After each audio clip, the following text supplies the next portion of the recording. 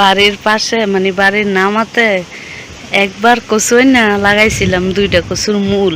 এরপর তো কাটি আর খাই, কিন্তু কচু আর অবা বন্ধ নাই। কাটতে দেরি আবার নতুন করে হয়ে যায়। লজ্জা কাটে না।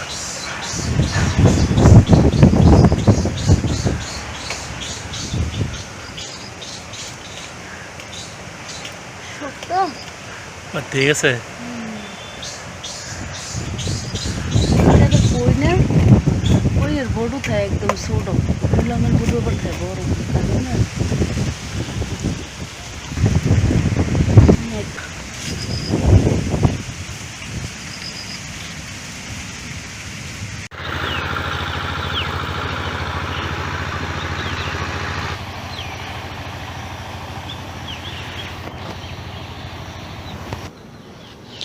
মাটি কেমন ফাড়া দিয়া রইছে, মরিচ গাছ যে লাগাইছি।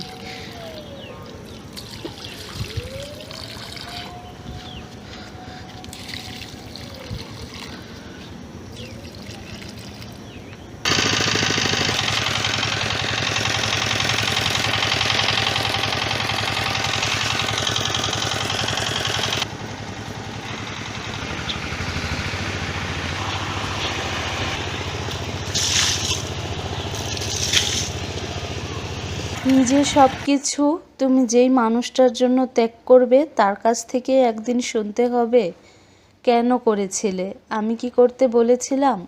সমস্ত দুঃখ কষ্ট সমস্যায় তার পাশে থাকার পরেও শুনতে হবে যে আমার সমস্যাগুলো আমি একাই মিটিয়ে নিতে পারতাম।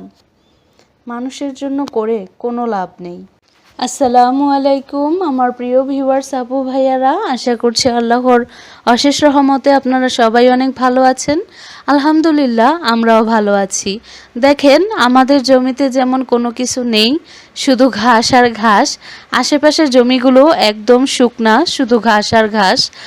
তো এই তো প্রতিদিনই হচ্ছে এখন শুধু বৃষ্টি হয়, তো এই বৃষ্টির মধ্যে আর আমাদের এদিককার জমিগুলো যেহেতু নিচু জমি, বৃষ্টির পানি জমে কিন্তু পেক্কাদা হয়ে যায়। আর এই যে এই উঁচু যে জায়গাটা আছে, আনারসের গাছ দেখা যাচ্ছে, তো এইখানে কিন্তু কয়েকবারই হচ্ছে চাল কুমড়া, মিষ্টি কুমড়া, লাউ, এগুলা ধুন্দুল, চিঙ্গা, এগুলা হচ্ছে কয়েকবার কয়েক তরফে হচ্ছে লাগানো হয়েছে, কিন্তু এগুলো হচ্ছে মানে শেষ পর্যন্ত দেখা যায় যে মরে যায়। তো আমি হচ্ছে এসেছিলাম ক্ষেত থেকে, হচ্ছে কয়েকটা কলমি শাকের আগা ছিল কচি কচি, তো কলমি শাকের আগাগুলো হচ্ছে কাটতে এসেছিলাম। তো কয়েকটা কলমি শাক হচ্ছে কেটে নিয়েছি, সবগুলাই কেটে নিয়েছি, কারণ একদম ওপরের যে কচি অংশটা আছে ওইটা শুধু নিতে পারবো, মানে বেশি করে যে গোড়াইয়া নিতে পারবো না, কারণ ওইগুলা হচ্ছে মানে একটু বুড়ো হয়ে গিয়েছে, যেহেতু এখন মানে বৃষ্টি হয় অতিরিক্ত, কিন্তু এই দিনে না আসলে কোনো শাকসবজি লাগিয়ে মজা পাওয়া যায় না। এই জন্যই হয়তো বা বাজারে এখন 100 টাকা 120 টাকা কেজি, 150 টাকা, 100 থেকে 100 টাকার ওপরে হচ্ছে সমস্ত শাকসবজি। এরকম হচ্ছে কষ্ট করেই হচ্ছে মানে লাগাতে হয়, যারা কৃষিকাজ করে কম বেশি টুকটাক তারাই বুঝতে পারে। তো এখন মানে এই সিজনে শাকসবজি করাটা অনেক বেশি, শীতকালের তুলনায় বসন্তকালের তুলনায় এই সিজনে শাকসবজি করাটা অনেকটা বেশি ব্যয়বহুল। তো এই তো আমি হচ্ছে একটা চিচিঙ্গা হয়েছিল আমাদের বাড়ির বাইরে, মানে আমাদের জমির যে জাংলাটা দিছি ওইখানে, তো ওইখান থেকে হচ্ছে একটা চিচিঙ্গা পেরে নিয়েছি। তো চিচিঙ্গাটা নিয়ে হচ্ছে আমি কলমি শাকের ঝুড়িটা নিয়ে ঘরে চলে গিয়েছি। আর এই যে এই জায়গাটাতে হচ্ছে কত কচু শাক, একটু বাতাস এলেই হলে মানে বাতাস এলেই শুধু মানে কচু শাকগুলো হচ্ছে বাতাসে একদম দোল খায়। তো এই তো আমি হচ্ছে মায়ের বারান্দার মধ্যে হচ্ছে আমার শাশুড়ি মা যেই রুমে থাকে ওই রুমের বারান্দার মধ্যে হচ্ছে একটা বড় ধুন্দুল হয়েছে।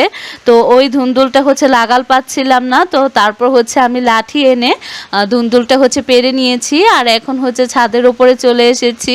তো ছাদের উপরের মরিচ গাছে কিন্তু একটা মরিচ হয়েছে। তো ভিডিওর প্রথমে আপনারা দেখতে পেয়েছেন খুব সুন্দর একটি আকাশের দৃশ্য দেখিয়েছিলাম। তো ওই দৃশ্যটা ছিল মানে ওই ফুটেজটা ছিল অনেক দিন আগের, অনেক দিন বলতে 2-3 মাস আগের, 2-2.5 মাস তো হবেই। তো তখন হচ্ছে আমাদের ছাদের ওপর, ছাদ বাগানের এই পাশে ওই পাশের দোনো পাশের হচ্ছে জাংলাতে অনেকগুলা হচ্ছে শাকসবজি ছিল, একদম সবগুলা গাছ একদম সবুজ ছিল, কচি ছিল, আর এখন হচ্ছে সব একদম জ্বলে পুড়ে গিয়েছে। তো এটা দেখানোর জন্যই কিন্তু ভিডিওটা প্রথমে দিয়েছি। তো ভিডিওটা করে রেখেছিলাম। তো আমার না আকাশ দেখতে খুবই ভালো লাগে। আমার যখন মন খারাপ হয় বা আমার যে কোনো অনুভূতি আমি কারোর সাথে শেয়ার করি না, শুধু ওই আকাশের দিকে তাকিয়ে হচ্ছে আমি আমার মনের অনুভূতিগুলো শেয়ার করি। আর এই তো এখন হচ্ছে রাতের খাওয়া বাদ দিয়েছি, আর সকালে মাঝে মধ্যে খাই, আর দুপুরে তো প্রতিদিনই খাই। তো সকালের খাবারটা একটু দেরি করে খেলে কি হয়, দুপুরের খাবারটাও একটু দেরি করে খাওয়া হয়। এই জন্য দেখা যায় যে রাতে আর ক্ষুধা লাগে না, কিন্তু দুপুরের খাবারটা যদি আমি 1টা-1:30 বাজে খেয়ে ফেলি তাহলে কিন্তু প্রচুর ক্ষুধা লেগে যায়। তো এই জন্য হচ্ছে আমি সকালবেলা ঘুম থেকে উঠে ওনাদের বাড়ির অন্য সবার জন্য নাস্তা টাস্তা বানিয়ে তারপর হচ্ছে বাহিরে গিয়ে তারপর বাহির থেকে হচ্ছে শাকসবজি তুলে আনলাম, ছাদের উপর থেকে শাকসবজি তুলে এনে তারপর হচ্ছে আমার নাস্তাটা এখন করে নিচ্ছি। তো এখানে আমি হচ্ছে একটা ডিম সিদ্ধ করে নিয়েছিলাম, তারপর হচ্ছে হাফ মোট পরিমাণ, হাতের মুঠে আধা মোট পরিমাণ হচ্ছে বুটটা মানে কর্ন যেটা, আর ওইটা, আর হচ্ছে একটু বাদাম আর একটা ডিম আর একটু লেবুর রস, শসা, এগুলা দিয়ে হচ্ছে একটা সালাদের মতো করে নিয়েছি। এটা খেতে কিন্তু মজাই লাগে। আবার বাসায় যদি টক দই থাকে তাহলেও দিয়ে খাওয়া যায়। আর এখন হচ্ছে এই তো ছাদ বাগানের আর বাইরের জমির হচ্ছে চিচিঙ্গাগুলো হচ্ছে আমি যে মলায়া মাছের শুটকিগুলো যে থাকে, তো দেশি মলায়া মাছের শুটকি দিয়ে হচ্ছে তরকারিটা রান্না করে নিয়েছি। তো শুটকিগুলো প্রথমে ভেজে নিয়েছিলাম, তারপর গরম পানিতে ভালো করে ধুয়ে তারপর ভিজিয়ে রেখেছিলাম। আর এখন হচ্ছে চিংড়ি মাছগুলো হচ্ছে বেছে নেব। চিংড়ি মাছ বেছে তারপর হচ্ছে চিংড়ি মাছের যে মাথাগুলা জোগাগুলা থাকবে ওইগুলো বেটে নেব। তো আমি পেঁয়াজ রসুন সব কিছু কেটে কুটে নিয়েছি, খুব তাড়াহুড়া করে রান্না করতেছিলাম কারণ একটু বাসা থেকে বের হব, কাজ আছে এজন্য। তো রান্নাবান্না করতে করতে অবশেষে আর যেতে পারিনি ওই দিনকে। তো শুটকিগুলো ভেজে নিয়েছি, লইট্টা শুটকিগুলা। তো এই তো এখন হচ্ছে আমি পেঁয়াজ রসুন ভাজা ভাজা করে নিতেছি। তো শুটকিগুলা হচ্ছে গরম হচ্ছে তেলে নিয়েছিলাম, তারপর হচ্ছে এখন শুটকিগুলো হালকা করে ছেঁচে দিতেছি তরকারিতে। কলমি শাক দিয়ে লইট্টা শুটকি দিয়ে রান্না করলে অনেক বেশি মজা লাগে। তো কলমি শাকগুলা হচ্ছে আমি বেছে ধুয়ে তারপর আবার চিকন চিকন করে ঝুরি ঝুরি করে কেটে নিয়েছি। তো পেঁয়াজ রসুন ভেজে হলুদের গুঁড়া, মরিচের গুঁড়া, লবণ, তারপর শুটকি এগুলা দিয়ে ভালো করে কষিয়ে শাকটা দিয়ে হচ্ছে ভালো করে কষিয়ে হচ্ছে ভাজা ভাজা করে নিব।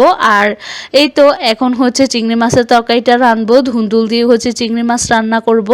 তো এই রেসিপিটা মনে হয় যে আমার চ্যানেলে ভিডিওতে, তো আমার চ্যানেলে এই পর্যন্ত কিন্তু 800+ ভিডিও আমি ছেড়েছি, আপলোড করেছি, কিন্তু অনেক ভিডিও দেখা যায় যে আমি আনলিস্টেড করে দিয়েছি, প্রাইভেট করে দিয়েছি, আবার অনেক ভিডিও হচ্ছে মনের কষ্টে হচ্ছে ডিলিটও করে দিয়েছি। তো এই তো রান্নাবান্না শেষ। ওই যে বলেছিলাম এক জায়গায় যাব কিন্তু যেতে পারিনি, কাজ শেষই হয়নি। তো সংসারের কাজ এমনই, কোনো একটা দিন যদি বলি যে সংসারের কাজ আজকে করব না বা আজকে একটু দেরিতে করব, সেদিনে কিন্তু আটকে যাই, আরও বেশি দেরি হয়ে যায়। আর এই তো এখন হচ্ছে কই মাছ ভাজি করে নিতেছি, কারণ ছোট মাছের তরকারি তো আমার শ্বশুর আব্বু হচ্ছে খাবে না, ওনার জন্য হচ্ছে 2টা কই মাছ ভাজি করে নিচ্ছি।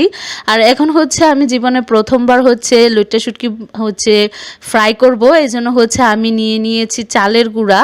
তো আমি বেসন নিতাম, তো বেসন ঘরে ছিল, তারপর দেখি বেসনগুলা নষ্ট হয়ে গিয়েছে। রমজান মাসে যে বেসন আনা হয়েছিল সেই বেসনই হচ্ছে বক্সের মধ্যে ছিল। তো আমি আর ফ্রিজে যেহেতু জায়গা নেই, ফ্রিজের মধ্যে কিন্তু বেসন রেখে দিলে 1 বছরেরটা 2 বছরও ব্যবহার করা যায়। আর আমাদের ফ্রিজটা যেহেতু অনেক ছোট ভাঙ্গাচুরা, তো ফ্রিজের মধ্যে যা আছে ওইগুলাই হচ্ছে ফ্রিজে জায়গা হয় না, আর বেসন কিভাবে রাখবো। তো এই জন্য দেখলাম যে বেসনগুলো নষ্ট হয়ে গিয়েছে। তো এখন আমি চালের গুঁড়া দিয়েই করব। আমি বিভিন্ন ভিডিওতে দেখেছি চালের গুঁড়া আর বেসন মিক্স করেই কিন্তু বানায়। তো এদিকে হচ্ছে আমার ভাতও হয়ে গিয়েছে। তো আমি চালের গুঁড়ার মধ্যে হচ্ছে একটু 1/2 চা চামচ হচ্ছে বেকিং পাউডার আর 1 টেবিল চামচের মতো কর্নফ্লাওয়ার আর হচ্ছে হলুদের গুঁড়া, মরিচের গুঁড়া, লবণ, একটু সামান্য একটু জিরার গুঁড়া দিয়েছি। আর মাছগুলোকে প্রথমে আমি সামান্য একটু লবণ আর একটু লেবুর রস দিয়ে হচ্ছে 10 মিনিট মেরিনেট করে রেখেছিলাম। তারপর হচ্ছে আমি মাছগুলো থেকে একদম পানি চিপে চিপে হচ্ছে মানে পানিটা ছেড়ে নিয়েছি, একদম মানে পানি থাকা যাবে না মাছের মধ্যে। তারপর হচ্ছে আমি এই মিশ্রণ ব্যাটারটার মধ্যে হচ্ছে মাছগুলো চুবিয়ে হচ্ছে ভেজে নিচ্ছিলাম। তো এই প্রথমবার হচ্ছে লাইফে এই ফার্স্ট টাইম হচ্ছে আমি লইট্টা ফ্রাই করলাম। তো আমার অনেকগুলা হচ্ছে মাছ হচ্ছে ছুটে গিয়েছিল। তো যাই হোক কোনো ব্যাপার না, ফার্স্ট টাইম আজকে ট্রাই করলাম। তো আমার প্রিয় ভিউয়ার্স আপু ভাইয়ারা, তো আমার ভিডিও যারা এখনও পর্যন্ত ধৈর্য ধরে দেখতেছেন প্লিজ একটি লাইক দিয়ে পুরো ভিডিওটি কন্টিনিউ করবেন। আর আমার ভিডিওটি দেখে যদি আপনাদের কাছে ভালো লাগে, আমার কোনো কথা বা কোনো কাজ যদি আপনাদের কাছে ভালো লাগে, তাহলে আমার চ্যানেলটি সাবস্ক্রাইব করে যাওয়ার রিকোয়েস্ট রইল। আর এই তো মাছগুলো হচ্ছে উল্টে পাল্টে হচ্ছে নেড়ে চেড়ে ভাজি করে নিতেছি। বেশিক্ষণ ভাজতে হয় না, বেশিক্ষণ সময় লাগে না ভাজতে, যেহেতু এটা খুবই নরম মাছ। তো এই তো এখন হচ্ছে আমার হচ্ছে এই পাশের যে গ্যাসের চুলাটা আছে বোতল গ্যাসের, তো এই গ্যাসের নিচে কিন্তু অনেক বেশি চিটচিটে ভাব হয়ে গিয়েছিল। তো আমি হচ্ছে পুরো কিচেন রুমটা হচ্ছে পরিষ্কার করে নিয়েছি। তো আমি তো আপনাদের সাথে এর আগেও বলেছি যে আমার কিন্তু কোনো ট্রাইপড নেই, আমি এক হাতে কাজ করি এক হাতে ভিডিও করি। তো এই জন্য দেখা যায় যে আমি পুরো কিচেনটা ক্লিনের কোনো ভিডিও শেয়ার করতে পারি নাই। তো আমি যে মাঝে মধ্যে যে আমরা ওই যে পোড়া টোড়া দাগ লেগে যায় বা কোনো হাঁড়ি পাতিল ঘষে মেজে পরিষ্কার করতে যে গুনাগুলা ব্যবহার করি, গুনার জালগুলা, তো সেই গুনার জালগুলা দিয়ে হচ্ছে আমি পুরো কিচেনটাকে হচ্ছে ঘষে মেজে একদম পরিষ্কার করে নিয়েছি। কারণ হচ্ছে দেখা যায় যে অনেক দিন ধরেই হচ্ছে একটু ব্যস্ততার কারণে কিচেনটা পরিষ্কার করা হয় না। তো চুলার নিচে হচ্ছে অনেক চিটচিটে ভাব হয়ে গিয়েছিল, তেলতেলে ভাব। যেহেতু আমাদের তার কিচেনের চিমনি নেই, তো এইভাবেই রান্না করি। তো আমি ডাইনিং রুমে নিচে বসে হচ্ছে রান্না করি। তো এই জায়গাটা দেখা যায় যে খুবই দ্রুত হচ্ছে একটু আঠালো তেল চিটচিটে ভাব হয়ে যায়। তো কিচেনটা পরিষ্কার করে নিলাম, আর তারপর হচ্ছে গোসল করে নামাজ পড়ে এখন হচ্ছে খাওয়া দাওয়া করতেছি। তো আমার আজকের ব্লগটি ছিল এই পর্যন্তই। আপনাদের সাথে দেখা হবে, কথা হবে নতুন কোনো ব্লগে। আল্লাহ হাফেজ।